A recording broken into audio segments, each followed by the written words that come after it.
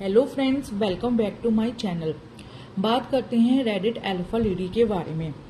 देखिए, जैसा कि आप सभी जानते हैं कि उनके द्वारा इब्राहिम फैमिली पे बहुत सारे शॉकिंग खुलासे करे गए हैं, जिसमें से 80 to 90% बातें तो उनके इब्राहिम फैमिली के ब्लॉग्स के द्वारा ही बहुत ज़्यादा एक्सपोज हो चुकी हैं। जैसे कि उनका अनहाइजीनिक होना, सोसाइटी में कूड़ा फैलाना, अपने खुद के नेबर्स के संग मिलकर ना रहना, अपने मतलब के लिए केवल इफ्तारी में चले आना, ना किसी और धर्म के फेस्टिवल में अटेंड करना और ना ही नेशनल फेस्टिवल को अटेंड करना, या फिर सोसाइटी का मेंटेनेंस ना भरना, अपने खुद के बच्चे का ख्याल नहीं रखना, या पीनू आंटी की तबीयत खराब होने पर नौकरों को भेज देना, खुद नहीं जाना। तो ये सारी बातें तो उनके ब्लॉग्स के जरिए ही एक्सपोज हो चुकी हैं, जिन पे हम पूरी तरह से भरोसा कर सकते हैं। लेकिन कुछ उसमें इस तरह के सीरियस और शॉकिंग एलिगेशन भी सुनने को मिले, जो कहना चाहिए बिहाइंड द कैमरा है, ऑन द कैमरा अभी तक नहीं आए, और हमें ये सोचने पे मजबूर करा कि क्या ऐसा भी पॉसिबल है, ये लोग इस हद तक गिरे हुए हैं। जैसे उन्होंने बताया कि ये न केवल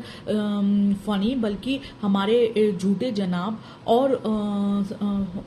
यहाँ तक जो है छोटी बच्चियों को अपनी ही कॉलोनी के बैड टच करते हैं। यहाँ तक कि फनी ने किसी और के बाथरूम में कैमरा मोबाइल रखे रिकॉर्डिंग करने तक की कोशिश करी, और मैडम ने स्मोकिंग करती हैं ये भी हमें पता है, तो उन्होंने अपनी जलती हुई बड एक प्रेग्नेंट लेडी के दुपट्टे के ऊपर फेंक दी। और मैडम की मेडिकल रिपोर्ट, जिससे पता लग रहा है कि उनकी जो सर्जरी हुई है वो शायद अबॉर्शन की हुई है। और इसके अलावा उन्होंने जो है वो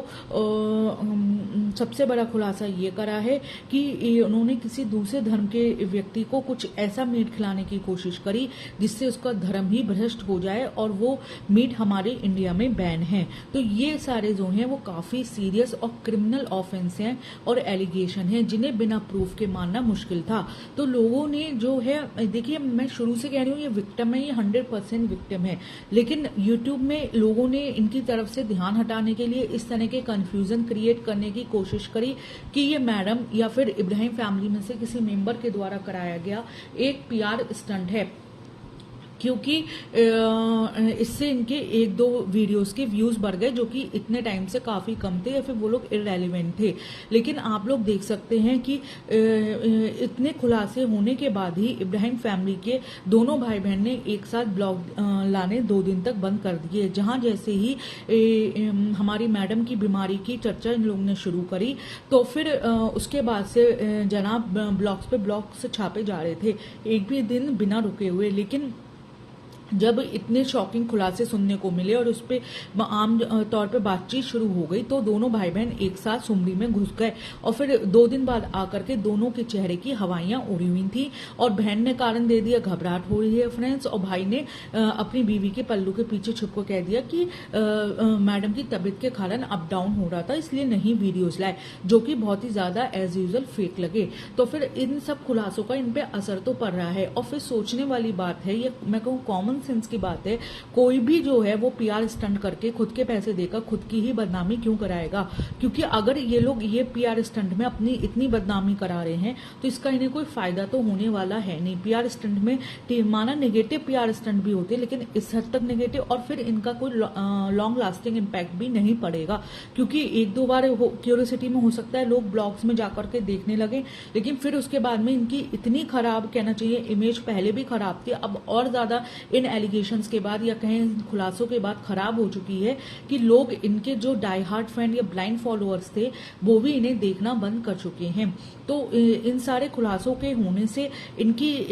एक सोशल इमेज पे बहुत बुरा इम्पैक्ट ही पड़ा है। तो ये पीआर स्टंट तो कहीं से कहीं तक नहीं है, मेरा ये पूरी तरह से मानना है। लेकिन साथ ही साथ मैं ये भी कहना चाहूंगी, जो ये क्रिमिनल ऑफेंस है उसको हम बिना प्रूफ के आपका चाहते हुए भी साथ नहीं दे सकते। आपने बहुत सारे जैसे स्क्रीनशॉट्स आज लगाए हैं जिसमें आपको बुरी तरह हैरेसमेंट करा जा रहा है और आपको बुली करा जा रहा है, आपके संग बहुत ज्यादा अब्यूजिव लैंग्वेज यूज करी जा रही है, यहाँ तक न्यूड पिक्चर्स तक आपको हैरेस करने के लिए आपके फोन पे भेजी गई। ये बहुत ही ज्यादा, कहना चाहिए, निंदनीय काम है, और भगवान न करे ऐसा किसी भी फीमेल के साथ हो, लेकिन आपको डरना नहीं है। आप किसी भी फैलो पॉडकास्टर के संग, जिसके संग उसकी ऑडियंस जो है वो पूरी तरह से ट्रू हो, आप उसके संग जो है वो अपने कुछ प्रूफ से ट्रस्ट करके शेयर कर सकती हैं, जिसपे भी आप ट्रस्ट करती हो, और फिर हम उनके जरिए आपका साथ देना चाहेंगे और आपके आवाज को पूरी तरह से सोशल मीडिया पे उठाएंगे, क्योंकि हम सभी को आपके संग बहुत ज्यादा सिंपैथी है और हम मानते हैं कि आप रियल विक्टिम्स हैं। तो अगर आप मेरा मैसेज सुन रहे हैं तो प्लीज आप हमारी हेल्प करिए, जिससे हम आपकी हेल्प कर सकें। और ये बात मानिए, एकता में ही शक्ति है, क्योंकि आप पहले भी बता चुके हैं कि आपके जो है, आपने कई बार लीगल एक्शंस लेने की कोशिश करी, लेकिन उन्होंने पैसों के दम पे उन एक्शंस को दबा दिया। तो फिर आप सोशल मीडिया के जरिए हेल्प लेने के लिए आगे आए हैं, और इसमें हम सब आपके साथ हैं, लेकिन हमें कुछ सॉलिड प्रूफ्स चाहिए, जिनके बेस पे हम जो है हम पूरे मन से आपका साथ दे सकें। और इस फैमिली के जो हिपोक्रेट और कहना चाहिए नार्कोसिस्ट या फिर क्रिमिनल फेस जो आपके जरिए सामने आ रहा है, वो सबके सामने ला सके। तो फ्रेंड्स, आपका इस बारे में क्या कहना है? अपनी राय कमेंट्स के जरिए जरूर बताइएगा, और पसंद आए तो प्लीज लाइक, सब्सक्राइब करिएगा और शेयर करिएगा मेरे चैनल को। Thank you so much, bye.